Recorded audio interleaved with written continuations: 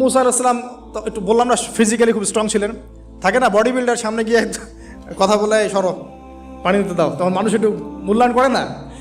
তো মুসা আলাইহিস সালাম এভাবে পানি নিয়ে দিলেন এবং বাছুরদেরকে পানি পান করালেন, করিয়ে গাছের নিচে এসে বসে আছেন।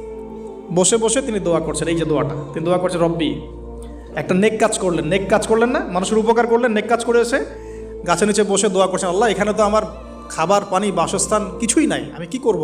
রব্বি ইন্নি লিমা আনজালতা ইলাইয়া মিন খায়রিন ফকির, রব্বি ইন্নি লিমা আনজালতা ইলাইয়া মিন খায়রিন ফকির। আবার বলেন, রব্বি ইন্নি লিমা আনজালতা ইলাইয়া মিন খায়রিন ফকির। অর্থ হচ্ছে, হে আল্লাহ, তুমি তোমার পক্ষ থেকে আমার উপরে যে নেয়ামতগুলো দিবে, আমি এর জন্য ফকির হয়ে বসে আছি।